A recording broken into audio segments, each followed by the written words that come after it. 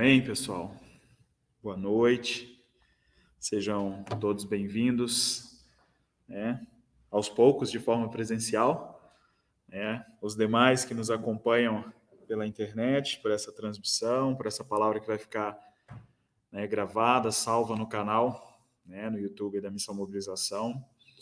Para nós é um prazer, é um privilégio poder estar com vocês mais um domingo, poder construir com vocês um pouco daquilo que o Espírito tem nos confiado como uma porção da revelação da sua palavra, da Escritura.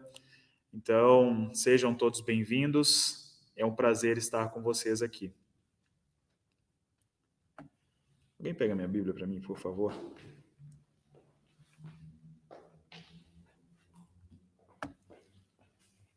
Obrigado.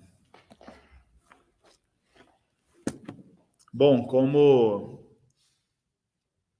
todo início de mês, nós estreamos uma nova temática, Hoje, primeiro domingo do mês, muitos dos nossos amigos, irmãos, nosso time de música, quase todo o nosso time, grande time de música, está em Minas Gerais, na Conferência Manifesto, tendo um tempo de alinhamento, de conferência, com o nosso amigo, com o nosso encorajador, Anderson Bonfim, o Cacá Menezes. Cremos que esse tempo tem sido um tempo muito precioso, não só para os irmãos que estão em Minas, mas para todos nós que permanecemos aqui. E como nós temos pensado e trabalhado durante muitos domingos, a importância do culto público. Então, independente do serviço de música, independente de ter um número maior de pessoas aqui nesse espaço físico, nós estamos aqui perseverando, porque entendemos o propósito, entendemos a importância disso. Então, nós estamos aqui no primeiro domingo do mês de outubro. É outubro, gente? Ou setembro? Setembro, né? Tá vendo? Estou tão confuso. Depois desse negócio de pandemia, a gente fica meio confuso nas datas. Mas, primeiro domingo do mês de setembro, nós estamos aqui para conversar um pouco com vocês, para falar com vocês um pouco sobre uma temática, uma dinâmica dos atributos de Deus e sobre o temor do Senhor.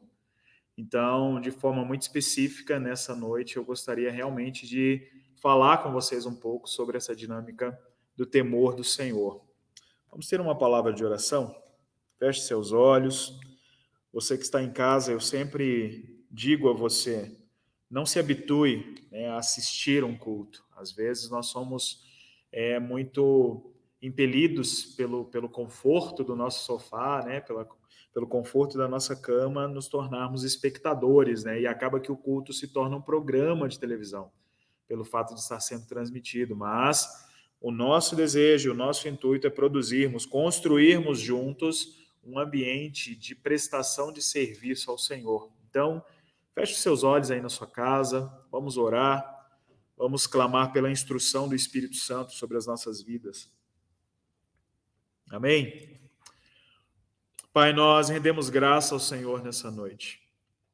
Obrigado porque na abertura deste culto o Senhor nos trouxe um entendimento sobre a adoração.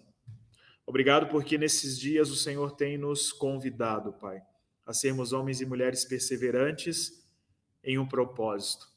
E o propósito é que o Senhor, Pai, seja impresso em nós, que o caráter do Senhor seja impresso em nós, que as verdades do Teu reino sejam manifestas em nós, Pai. Nós estamos aqui mais um domingo, celebrando ao Senhor, um Deus altíssimo, o eterno Deus. Bendito seja o Teu nome no nosso meio. Bendito seja o Senhor. Que a Tua vontade seja manifesta sobre nós, Pai. Que a Tua palavra nessa noite possa recair no nosso coração e encontrar uma terra fértil. Que a Tua palavra nessa noite encontre no nosso interior um ambiente para fazer morada. Que a semente da Tua palavra possa ser germinada no nosso interior, Pai. Que o Teu Santo Espírito nos conduza por esse caminho de revelação, do pleno conhecimento da sabedoria do Senhor, Pai. Nós invocamos o Senhor nessa noite. Que o Senhor e o Teu Santo Espírito, Pai, sejam bem-vindos neste culto. Seja entronizado nessa noite, em nome de Jesus. Amém. Essa semana eu estava pensando um pouco sobre a morte. E quando nós falamos sobre a morte, ela, para muitos, pode ser o final de tudo, né? A morte pode ser o final da história. Quando nós falamos sobre a morte, nós crescemos, talvez, temendo a morte, né? Eu me lembro que na casa dos meus avós, né, lá no interior de Minas, lá na cidade de Barão de Cocais, a casa era muito grande, tinha um corredor enorme e tinha os quartos, né? Tinha a sala de jantar, copa, sala de visita, e os quartos eram de um lado. E eu, quando criança, tinha muito medo de ir até aquele lugar, até a sala. Então era tortuoso quando algum adulto falava, vai buscar alguma coisa lá no último quarto, lá na sala, porque para mim aquilo parecia um corredor sem fim. E eu sempre tinha aquela figura que parecia que tinha alguém morto naquela sala. E, na verdade, entre aspas, tinha, porque minha avó tinha um quadro de Jesus morto naquela sala. Então aquilo trazia medo, porque era escuro, era o final da casa, e eu meio que fui crescendo nesse ambiente onde a morte me trazia medo. E, na verdade, isso não é uma particularidade do Darlan, mas é uma particularidade de todos nós. Todos nós crescemos tendo medo da morte. Nós não sabemos lidar com a morte. E essa semana eu fiquei pensando um pouco nisso. Um grande amigo meu perdeu o pai dele nessa semana, e eu fiquei pensando um pouco sobre a morte. Para o mundo e para as pessoas lá fora, a morte ela talvez seja o final de toda a história. Mas, como nós já falamos nesse púlpito, como nós já ensinamos, a morte ela nada mais é do que a completude do processo de santificação. Então, quando nós morremos, tudo aquilo que nós construímos, por exemplo, com vocês no mês passado, sobre a dinâmica da vida de santificação, a correspondência em caminhar em santidade, se completou. Porque você já foi em algum velório que o defunto estava reclamando do tipo de flor que estava no caixão dele? Sim ou não? Eu acho que não. Porque quando morremos, morremos. Morremos para os nossos desejos, morremos para as nossas vontades, morremos para os nossos achismos. Então, quando nós falamos sobre a morte ela nada mais é do que essa completude do processo de santificação na vida do cristão. Só que nós sempre temos medo da morte. E essa semana, como eu falei para vocês, eu fiquei bem pensativo sobre a dinâmica da morte, qual a consequência da morte, e algo que me trouxe uma profunda reflexão é que nós ainda não sabemos lidar com a morte e talvez nunca saberemos lidar com a morte. E aí eu continuei nessa profunda reflexão e comecei a imaginar como seria o meu funeral. Você já se perguntou isso? Como que vai ser o seu funeral? Será que as pessoas vão chegar no lugar onde o seu corpo vai estar sendo velado e vão dizer assim, graças a Deus, foi embora? Ou as pessoas vão chorar e prantear e dizer, poxa, era tão gente boa, morreu tão cedo. E eu fiquei pensando nisso. Qual que seria a atitude das pessoas se eu morresse agora? Como que as pessoas reagiriam diante da minha morte? Será que elas chorariam? Lamentariam? Então, pensar a morte, ou o ato da morte, ela nos provê de uma íntima compaixão. Mas com o passar dos dias, essa comoção e essa compaixão pela ruptura do relacionamento, de forma drástica, com pessoas que nós amamos, nós voltamos à normalidade da vida. E essa foi a conclusão que eu cheguei. Nós estamos vivendo em dias, nesse cenário pandêmico, que nós temos perdido muitas pessoas. Pessoas próximas, distantes. Estamos quase em 600 mil pessoas, ou 600 mil mortes no Brasil. Isso me assombra? Claro que assombra. Me deixa triste? Claro. Como eu já falei para vocês, em outras situações, em outra ocasião, meu pai foi vitimado desse vírus. Então, é verdade o negócio. Só que quando nós observamos para tudo isso que está acontecendo, a morte também gera no ser humano um medo. E não é um medo do desconhecido, do que vai acontecer depois da morte, mas é um medo de algo que as Escrituras nos falam em Apocalipse, capítulo 20, versículo 12. E eu gostaria de ler esse texto com vocês. Porque quando o apóstolo João está na ilha de Patmos, ele tem uma visão de todas as coisas que iriam acontecer. E no capítulo 20, no verso 12, nos diz assim: vi os mortos, grandes e pequenos, em pé diante do trono, e abriram-se alguns livros. E então abriu-se outro livro, o livro da vida, e os mortos foram julgados pelas suas obras. Existe ou existirá um julgamento final. Então, quando nós falamos sobre morte, talvez um dos maiores medos que nós temos não é do desconhecido, mas é do julgamento final. E quando nós falamos sobre essa dinâmica, como seria o meu funeral, o que vai acontecer, eu preciso entender que talvez eu possa morrer fisicamente agora, mas o que vai ser perpetuado é o meu legado. Hoje nós pegamos livros e lemos livros de homens da história da igreja que morreram há 2, 3, 4, 5 séculos atrás. Mas o seu legado continua perpetuando, então isso tem a ver com as suas obras. E essa palavra obra, que o apóstolo João nos escreve em Apocalipse, capítulo 20, versículo 12, ela vai vir do grego ergon, que quando trazemos para o português tem a ver com trabalho, com labuta, com esforço ou ocupação. Então você já parou para pensar que no ato da sua morte você vai ser julgado por aquilo que você está se doando? Todos nós, sejam grandes, sejam pequenos, como o apóstolo João está descrevendo no início do versículo, então seja um adulto, seja uma criança, todos vão estar diante do trono. Todos vão estar diante de Jesus. Todos vão ser julgados pelas suas obras. Todos vão ser julgados por aquilo que eles têm empenhado força, aquilo que você tem labutado, aquilo que você tem empenhado o seu esforço, aquilo que você tem ocupado a sua mente, o seu coração, aquilo que você tem ocupado o vigor da sua juventude. Todos nós vamos prestar contas disso. Todos nós vamos nos apresentar diante de Deus, diante de Jesus, para um julgamento. Jesus vai falar outra coisa muito interessante lá em Lucas, capítulo 17, no verso 10, que é a parábola do servo inútil. E é muito interessante pensar nessa dinâmica do servo inútil, porque quando falamos sobre servo inútil, a gente acha que um servo inútil é um servo talvez ruim de trabalho, ruim de labuta. Mas olha só como que Jesus descreve um servo inútil. Lucas capítulo 17, verso 10. Vou ler a partir do 9. Por acaso agradecerá o servo porque ele te fez o que lhe foi ordenado? Se foi ordenado algo a um servo, ele tem que fazer, porque se ele não fizer, se ele não cumprir com a ordenança do seu senhor, ele não é um bom servo. Então, isso traz a mim e a você a conotação do que é ser inútil. E às vezes a gente tem práticas cristãs que nós achamos que nos tornamos super-heróis, mas na verdade nós só estamos fugindo da inutilidade.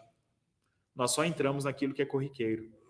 Então entender que a morte vai me expor diante de Jesus e eu serei julgado pelas minhas obras, talvez me torne alguém consciente do quão importante é o meu empenho e dedicação e labuta naquilo que o próprio Deus está construindo.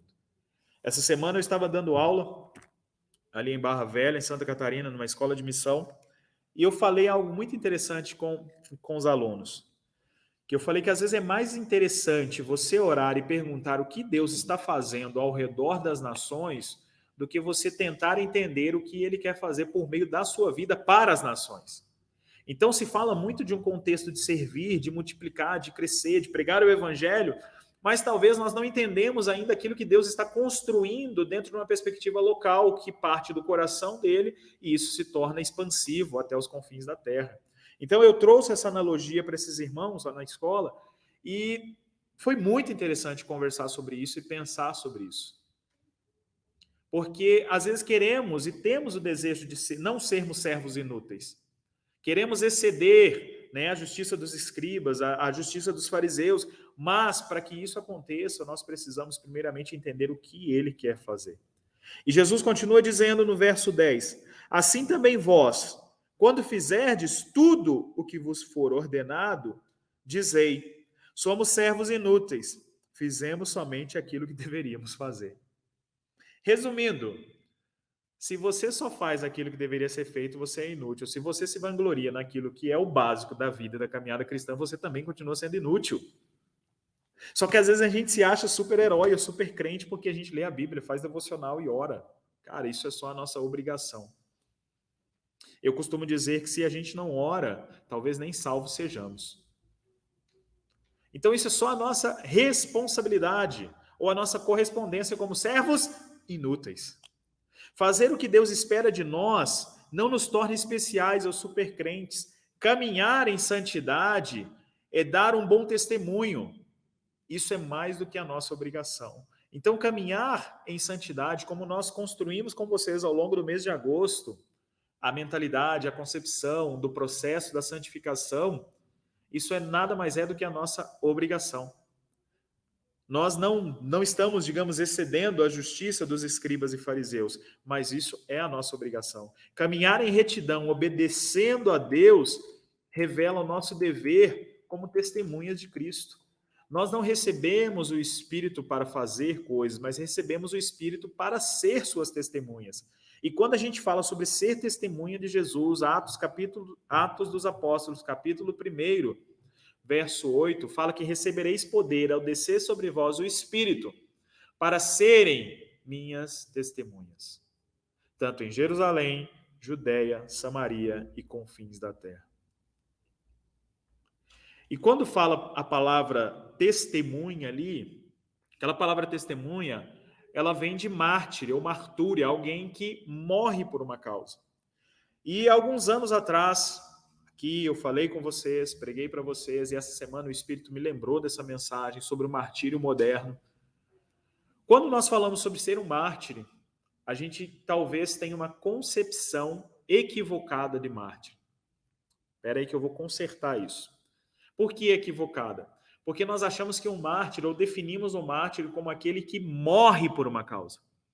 Mas ser mártir é aquele que se entrega por uma causa. Então você já não vive mais para os seus desejos. Por isso, nós muitas vezes estamos tendo desejo de ser mártires, que é morrer por uma causa, mas tudo aquilo que nós estamos fazendo tem a ver com uma expressão de um servo inútil. Porque nós achamos que as nossas obrigações e correspondência como cristãos se tornaram um ápice. Eu me tornei o super crente porque eu faço jejum uma vez por semana. Então, ser mártir tem a ver com se entregar por uma causa. Ser mártir tem a ver com viver por essa causa. Então, quando nós não nos tornamos homens e mulheres que compreendem a grandeza da causa que nós vivemos, nos falta essa compreensão de quem é Deus e de quem Ele é para nós. E quando nos falta essa compreensão da grandeza, da beleza de Deus, nos falta um elemento que molda todo o nosso trabalho e que inclina o nosso coração. Se não formos conquistados ou fascinados pela beleza de Deus manifesta em Cristo Jesus, vai nos faltar um elemento balizador, moldador do meu coração e do seu coração, que nos inclina a boas obras. Então você consegue perceber, queridos, que nós precisamos nesses dias desenvolver no nosso interior um sentimento, um certo temor a respeito de um julgamento. Nós seremos julgados pelas nossas obras. E no que nós temos gastado a nossa força? Em que nós temos gastado a nossa força? O que nós vamos apresentar diante dele? Então, a compreensão que temos sobre a grandeza de Deus e quem ele é para nós molda o nosso trabalho e inclina o nosso coração para tudo aquilo que realmente valerá a pena. Então, a sua compreensão da grandeza de Deus e quem Ele é para você vai fazer com que o seu coração se incline para aquilo que realmente valerá a pena. E logo nós vamos construir ou produzir obras que são eternas. Não obras que vão ser consumidas pelo fogo, não obras que serão como feno, como palha ou como madeira, mas sim obras que serão como ouro, refinados pelo fogo. As obras não podem nos salvar. E talvez você que está me ouvindo possa dizer, poxa, então eu preciso fazer obras para que eu seja salvo? Não, as obras são a consequência do fato de eu e você termos sido salvos. Porque quando entendemos e temos essa compreensão da grandeza de Deus, o nosso coração se inclina para Ele. Logo, eu quero corresponder àquilo que Ele está fazendo por mim.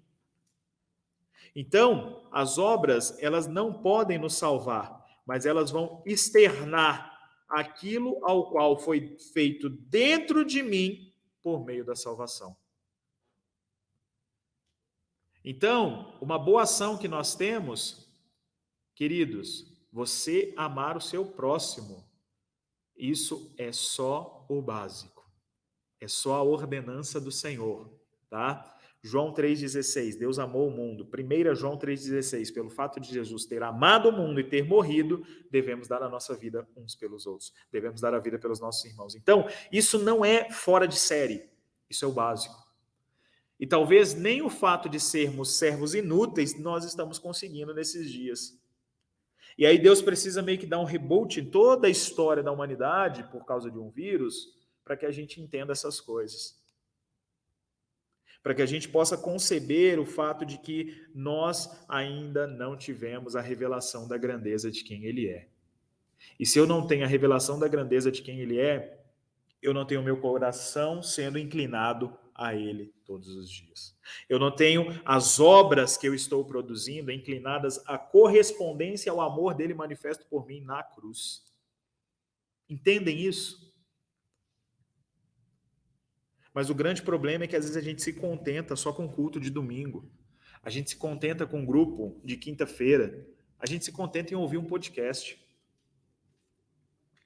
A gente se contenta talvez em ler o texto dessa mensagem no site da missão depois. Então, queridos, nós precisamos ter a revelação da grandeza de Deus, para que o nosso coração seja reconectado e a essência e a primazia do nosso serviço possa continuar produzindo boas obras a Ele. Nós precisamos disso nesses dias. O cenário mundial está sendo desenhado para isso. O temor de que vamos nos apresentar diante de Deus para um juízo final, nós vamos nos apresentar diante de Jesus, diante de um tribunal, e vamos apresentar as nossas obras, isso precisa mexer com o meu interior. Porque talvez aquilo que eu estou fazendo é só o básico, mas eu acho que é o suprassumo, eu acho que é o ápice. Nós precisamos ter a centralidade do nosso coração em Cristo Jesus. Nós precisamos, talvez, voltar a acreditar em Deus. Você realmente acredita em Deus? Diante de todo esse cenário, talvez muitos de vocês que estão me ouvindo perderam familiares, amigos, pessoas próximas, perderam seu emprego, a economia está a uma gota d'água de um colapso. E eu pergunto para você, diante de tudo isso, você continua acreditando em Deus? Você acredita em Deus? Você acredita que todas as coisas no universo são mantidas pelo poder da sua palavra? Você acredita que Ele continua com um domínio sobre todas as coisas? Talvez nesse tempo, queridos, nós precisemos voltar a acreditar em Deus. Não ter uma perspectiva de fé partindo de um princípio da definição de Hebreus capítulo 11. Fé é a certeza de fatos que não se veem, mas que se esperam. Mas partir da perspectiva de que a fé nada mais é do que um veículo que me transiciona de uma realidade que me pertence, que é uma realidade dos céus, para uma realidade terrena. Por isso que o autor de Hebreus continua dizendo no versículo 3 que a fé torna material ou palpável aquilo que é invisível. Então é por meio de fé, por meio de acreditar em Deus, é que nós vamos, queridos, realmente nos doar para aquilo que Ele está construindo, para a obra.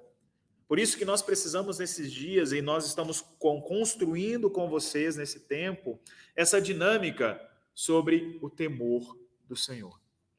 Algo que precisa ser resgatado dentro de nós, que é o temor do Senhor.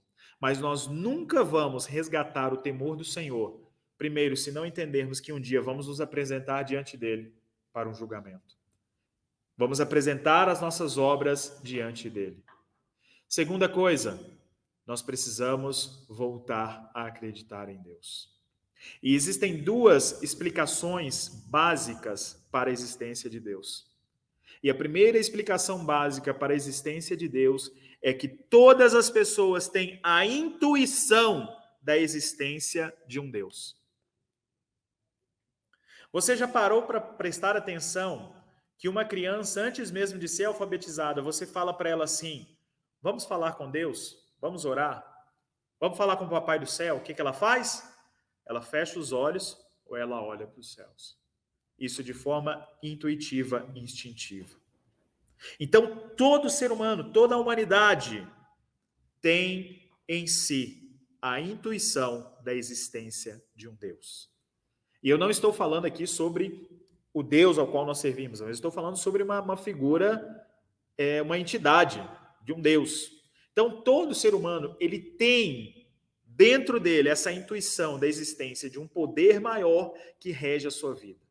Isso o conecta a uma realidade religiosa. Isso faz com que ele abrace dogmas da sua religião e ele diga: isso me conecta ao poder superior que rege toda a minha vida. Então, a primeira explicação que nós precisamos sempre ter em mente, queridos, para voltarmos a acreditar em Deus, é que existe uma intuição dentro de você. O que fez vocês, que estão de forma presencial, estarem aqui nessa noite, não foi o fato de eu ser um cara legal, porque às vezes eu não sou. Não é o fato de eu ser um cara bonito, porque eu sou desprovido de beleza. Mais ou menos. Mas a minha esposa diz que eu sou bonito, amém. Mas o que nos trouxe neste lugar, nessa noite, o que faz você estar na sua casa acompanhando essa palavra, tem a ver com uma intuição que existe dentro de você, dizendo: Deus existe. E você precisa acreditar nisso, que Deus existe. E que por mais caótico que todas as coisas estejam, Ele continua sendo soberano sobre todas as coisas. E o que faz com que eu e você permaneçamos perseverantes no congregar, perseverantes no ser igreja, perseverantes no ser pessoas de boa índole, bom caráter no mundo, não tem a ver com o fato de sermos melhores, no sentido de estou excedendo a justiça dos escribas e fariseus, mas tem a ver com o fato de entendermos e compreendermos que Deus existe. E que em algum momento nós vamos encontrar com Ele, que em algum momento nós vamos prestar conta de tudo aquilo que nós estamos empenhando no nosso trabalho, tudo aquilo que nós estamos empenhando a nossa força, tudo aquilo que nós estamos empenhando o nosso tempo, dinheiro, juventude. Mas o conceito da pós-modernidade tem minado isso em você, sobre essa consciência da existência de Deus. E a segunda explicação, muito clara, para afirmarmos a existência de Deus, é que as provas encontradas nas Escrituras, e aí agora eu falo com você que é crente, cristão, né, amadinho de Jesus, as provas que nós encontramos neste livro, elas revelam quem é Deus. A natureza criada por Deus revela quem é Deus. Então, Deus existe? Sim. Por que Ele existe? Porque existe uma intuição dentro de cada ser humano, falando que existe um poder superior, uma lei moral, uma lei que rege todo o universo. E a segunda consequência é que quando eu e você abrimos esse livro, nós sabemos que aqui contém a palavra de Deus. Esse livro, Sagradas Escrituras, tem a palavra viva de Deus. E se contém, e tem, e é a palavra de Deus, Deus se revela por meio desse livro. Então, quando eu leio esse livro, o simples fato de ler não quer dizer que eu me torno melhor. Eu só estou correspondendo como um servo inútil.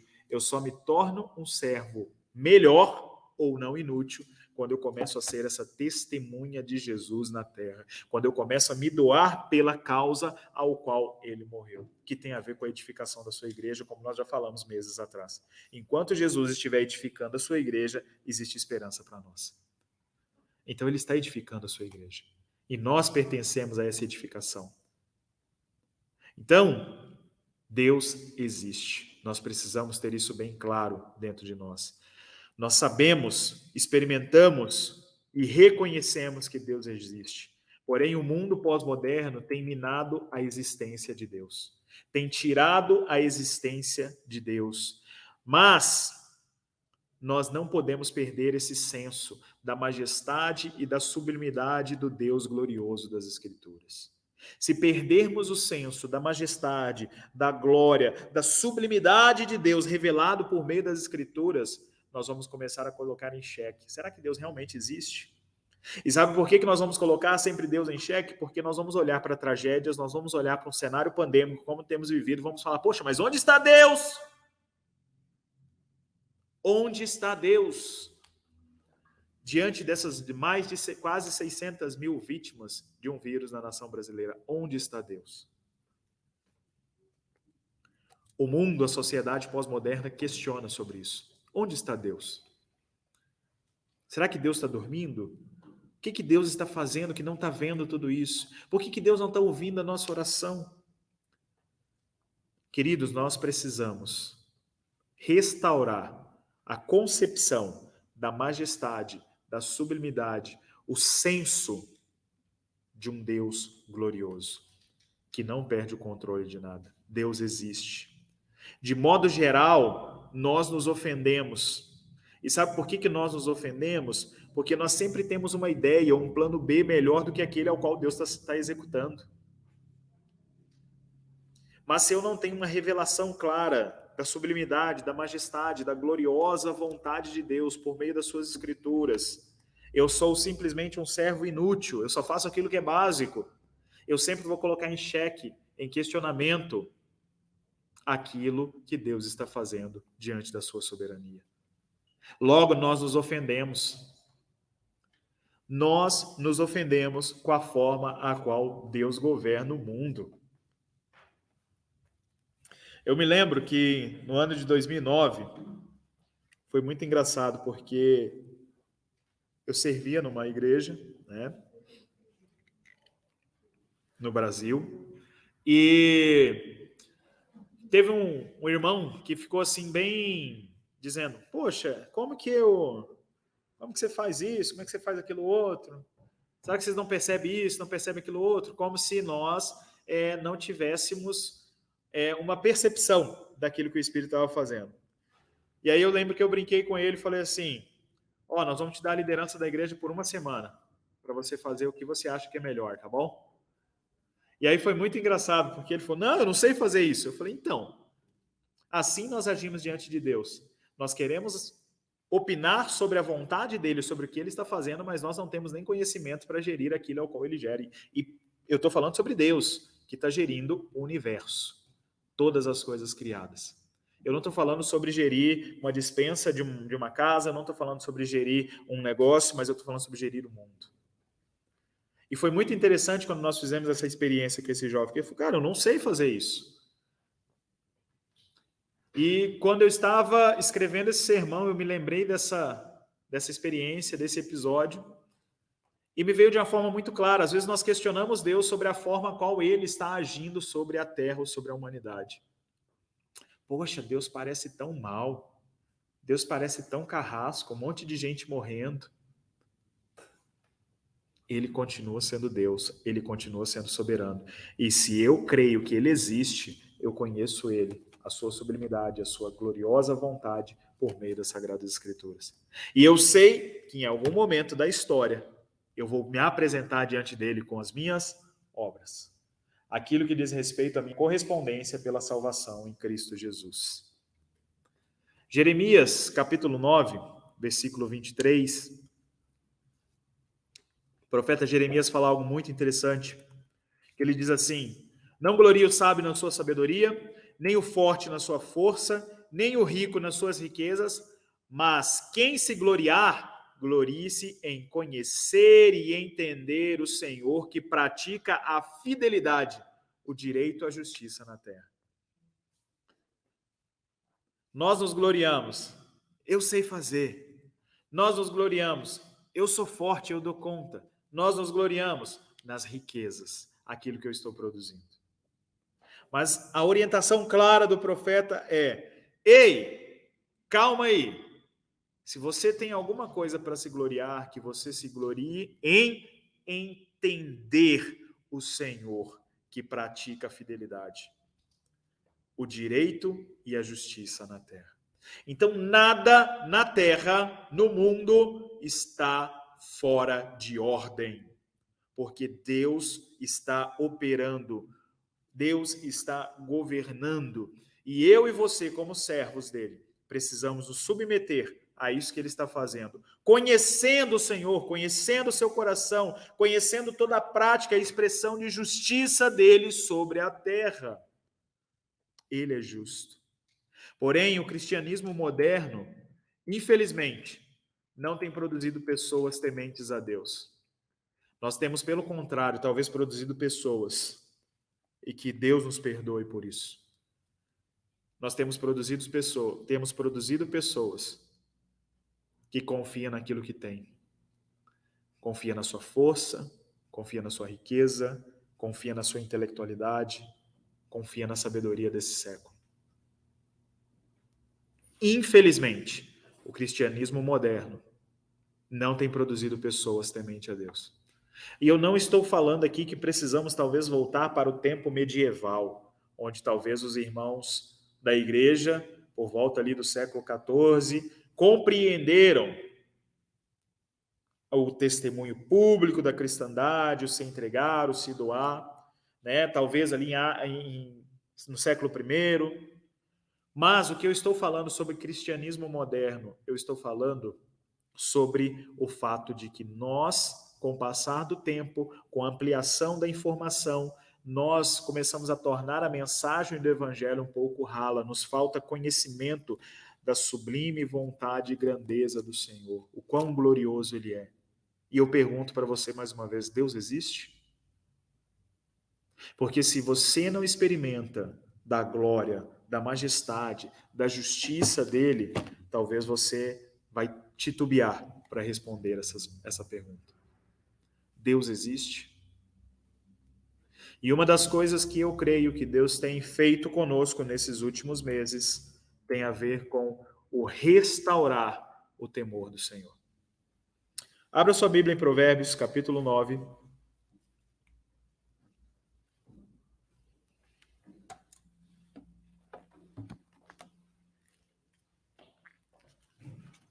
Provérbios, capítulo 9.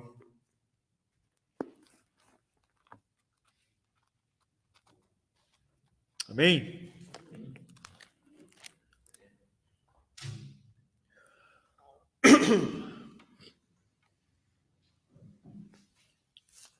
Provérbios, capítulo 9, verso 10. O temor do Senhor é o princípio da sabedoria, e o conhecimento do santo é o entendimento. O temor do Senhor é o princípio da sabedoria. O temor do Senhor é o princípio da sabedoria. Se o temor do Senhor é o princípio da sabedoria, então ele, o Senhor, nunca deveria ou deverá ser temido por nós. Quem de nós não desejamos ser sábio? Eu creio que nenhum de nós aqui, se formos questionados a respeito da sabedoria, abriríamos mão. Mas se o Senhor chegasse para nós e dissesse nessa noite, ei, o que você quer? Talvez alguns pediriam riquezas, outros poderiam pedir casamento, outros poderiam pedir uma casa nova, um carro, sei lá.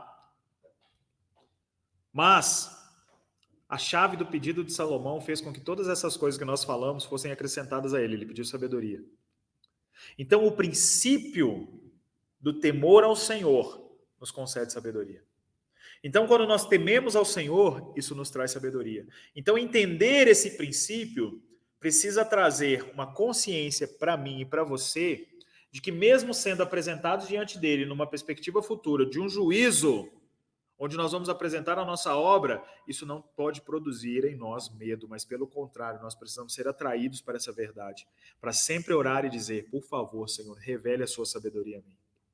Que haja no meu interior temor, para que haja a sua sabedoria. Quanto mais nos aproximamos dele, mais nós conhecemos a sua sabedoria. E nós temos duas interpretações que eu gostaria de falar com vocês nessa noite sobre sabedoria, ou melhor, sobre temor do Senhor. O primeiro entendimento que nós vamos ter distorcido a respeito dessa interpretação do temor ao Senhor é que aquele princípio que nos faz fugir, que produz pavor, que produz medo, principalmente o desejo de se afastar de Deus, como se Deus fosse o culpado dos nossos problemas. Quantos de nós, nesses meses, temos nos afastado de Deus? Porque achamos que Deus é o problema de todas as coisas que estão acontecendo na humanidade. Deixa eu te falar uma coisa. Deus não é o problema. O problema sou eu, o problema é você. O problema é o pecado. E enquanto existir pecado no mundo, existirá maldade, existirá morte, existirá assassinato, existirá um monte de coisa ruim enquanto existir o pecado. Porém, existe uma promessa que quando Jesus voltar, ele vai destruir a morte e nós seremos todos restaurados, vamos ficar todo mundo bonitinho, sem colesterol, sem diabetes, né? Sem bênção. E aí, sim, nós vamos entender que ele é glorioso e majestoso. Então, o primeiro princípio distorcido sobre temer ao Senhor é que nós tememos porque achamos que Deus é a fonte de todos os problemas. Por isso que muitas pessoas que talvez você conheça hoje não fazem mais parte da fé cristã porque acharam que Deus era o culpado do colapso na humanidade. Deus não tem culpa. Isso tudo é consequência do pecado. Mas se nós não construirmos a mentalidade e a atitude de homens e mulheres que caminham no processo da santificação, nós vamos continuar sendo pessoas que vão dar um mau testemunho, que vão produzir em outros a incógnita, o questionamento, a interrogativa de que se realmente Deus existe. Mas o quanto de Deus é revelado a mim e a você é o quanto nós testemunhamos e o quanto nós nos empenhamos para desenvolver a sua obra. Você já parou para prestar atenção que quando Adão peca, ele faz o quê? Ele foge da presença de Deus. Ele temeu ao Senhor. Esse não é o tipo de temor que Deus quer produzir em nós. Esse temor é medo. Deus não quer produzir em nós esse tipo de temor. Sabe por que Deus não quer produzir em nós esse tipo de temor? Porque Romanos capítulo 8, verso 1 fala que já não há mais condenação para aqueles que estão em Cristo Jesus. 1 João capítulo 4, verso 8 vai dizer que o fato de que o verdadeiro amor de Deus lança fora todo medo. O verdadeiro amor de Deus lança fora todo medo. Então, se não existe condenação, eu vou me apresentar diante dele em um juízo futuro. Ok. Então, eu já não vou ser mais julgado ou condenado pelas obras do pecado, porque Jesus resolveu isso e a gente já falou sobre isso aqui. Mas aquilo que eu estou fazendo em resultante a salvação dele na minha vida, isso eu vou prestar contas. E como que eu tenho gastado a minha vida? Em que eu tenho gastado a minha vida? Então, o verdadeiro amor lança fora todo medo. Então, o princípio do temor que Deus quer construir em mim e em você tem a ver com experimentarmos esse verdadeiro amor. O Evangelho não cria esse tipo de temor no nosso coração, o temor de ter medo, mas pelo contrário, o Evangelho nos mostra a graça de Deus em Cristo. E isso nos faz caminhar seguros, enfrentando todas as dificuldades e adversidades da vida. O Evangelho revela Cristo. Como nós já falamos e estudamos, o Evangelho é Cristo. Esse tipo de temor, de fugir da ausência de Deus, de se afastar da presença de Deus, isso não é um tipo de temor que nós precisamos ou devemos cultivar no meio da igreja. E nós não estamos aqui falando para que você tenha medo. Nós começamos no início dessa mensagem falando sobre uma perspectiva de um juízo futuro. Isso não pode produzir medo em você, mas pelo contrário, isso precisa produzir esperança. E no momento que isso produz esperança, precisa de produzir uma reflexão sobre como você tem empenhado a sua vida, em que você tem doado a sua vida, em que você tem labutado, em que você tem trabalhado. E eu vou repetir isso mais uma vez. O Evangelho não cria esse tipo de temor no nosso coração, um temor de ter medo. Mas o Evangelho, ele nos mostra a graça de Deus em Cristo, e isso nos faz caminhar seguros, enfrentando todas as dificuldades e adversidades da vida. Nenhuma recompensa é maior do que a revelação de um Deus glorioso. Não reconhecer a existência de Deus e não estar em Cristo nos faz temer ao Senhor de uma forma errada. Por isso que muitas pessoas, quando você fala sobre o Evangelho, elas conhecem Deus, sabem da existência de Deus, mas elas não conseguem corresponder ao chamado do Evangelho. Sabe por quê? Porque elas têm medo, elas têm um princípio de temor distorcido. Não estar em Cristo, queridos, é a mesma coisa de ser um adversário dele no seu tribunal. Hebreus, capítulo 10, vai nos falar sobre isso. Quero ler esse texto com vocês. Hebreus, capítulo 10, verso 27. Mas uma terrível expectativa de juízo e um fogo ardente que destruirá os seus adversários. A narrativa do que o autor de Hebreus está dizendo aqui, ele está falando sobre uma exortação, perseverança na fé, e aí ele fala sobre o zelo, cuidado mútuo uns sobre os outros, o caminhar em santificação, mas resumindo, o versículo 27, de forma muito específica, ele fala que todos aqueles que têm uma expectativa de um juízo, esses podem se tornar adversários de Jesus. Mas uma terrível expectativa de juízo e um fogo ardente que destruirá os seus adversários. Existe um juízo final? Sim. Existe um julgamento? Sim. E o que vai acontecer nesse julgamento? Se você não estiver do lado de Jesus, você é adversário dele. Simples assim. E qual tipo de obra você vai apresentar para ele? A segunda interpretação que nós precisamos construir a respeito do temor, a primeira ela não pode nos pertencer, mas a segunda nós precisamos nos apropriar dela. O temor do Senhor é o princípio da sabedoria. Se estamos em Cristo, o perfeito amor vai lançar fora todo medo desse julgamento futuro. Temer ao Senhor é ser livre do medo desse julgamento. Temer ao Senhor é reconhecer que Ele nos amou primeiro. Ele nos amou primeiro. 1 João capítulo 4, verso 19, ele nos amou primeiro. Então, tudo aquilo que eu faço nada mais é do que uma correspondência ao amor de Deus por mim. É a entrega de Deus por mim. Nós cremos e tememos ao Senhor.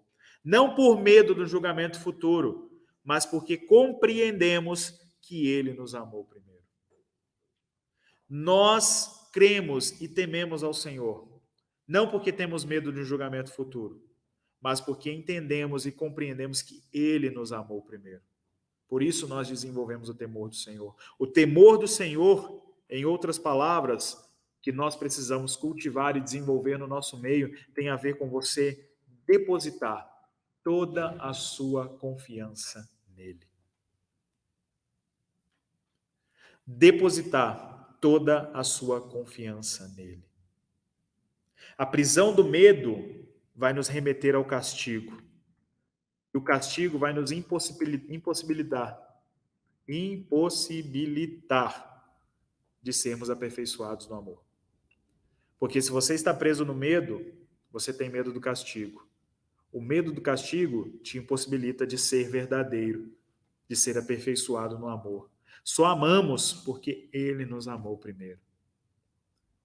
Se não entendermos o fato do amor de Deus por mim e por você, entregando Jesus, entendendo que Ele deu o primeiro passo, nós vamos sempre ser escravos desse temor distorcido que eu ouso dizer que talvez não seja nem mesmo um temor cristão. Um temor de ter medo. Mas o temor que Deus quer produzir em nós nesse tempo tem a ver com o temor de reverenciar a sua glória, um temor de obediência. Porque se a gente começar a obedecer, a gente fica pelo menos ali no 0 a 0. Serve inútil. Mas obedecendo e cumprindo com isso, a gente tem grande possibilidade de ter uma revelação grandiosa e sublime de quem é Deus. Tendo essa revelação, nós vamos exceder a justiça dos escribas e fariseus.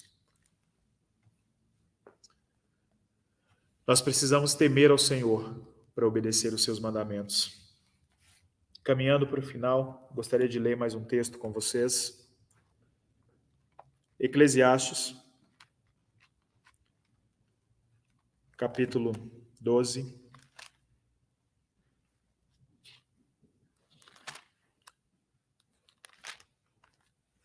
A partir do verso 13.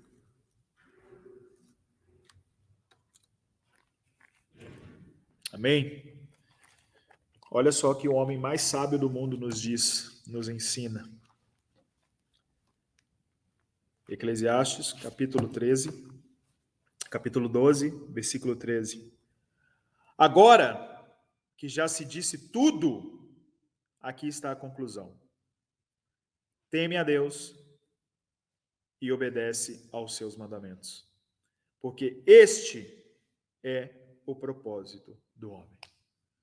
Qual é o propósito da sua vida? Qual é o propósito do homem? Obedecer ao Senhor. E se não for produzido dentro de você uma concepção do temor ao Senhor, você foge ao propósito da sua existência, que é obedecer ao Senhor. Temer ao Senhor é depositar a sua confiança nele. Temer ao Senhor é admirar e reverenciar e respeitar tudo aquilo que ele faz. Temer ao Senhor é diferente de superficialidade e bajulação. Deus não procura por relacionamentos subjetivos, superficiais e muito menos relacionamentos bajuladores. Deus procura por homens e mulheres que se entregam inteiro para Ele. Homens e mulheres que correspondem à entrega total dele para te salvar. Homens e mulheres que estão produzindo frutos para apresentar a Ele no dia do juízo final. Frutos que não vão ser consumidos, queimados pelo fogo. O temor do Senhor está intimamente ligado ao conforto do Espírito Santo no resgate de uma fé genuína. O temor do Senhor está intimamente ligado ao conforto do Espírito Santo no resgate de uma fé genuína. Temor do Senhor sempre será algo doce e se manifestará perto do Senhor. Temor do Senhor não é algo que me traz medo, mas me enche de esperança. Temor do Senhor é algo doce. Temor do Senhor sempre será algo que manifestará o Senhor perto. Eu li uma frase de um autor que eu gosto muito e eu gostaria de lê-la para vocês. É uma frase do autor chamado A.W. Pink. Ele fala assim: só conhecemos Deus verdadeiramente na nossa alma quando nos rendemos a Ele, quando nos submetemos à sua autoridade e quando seus preceitos e mandamentos regulam todos os pormenores em nossa vida.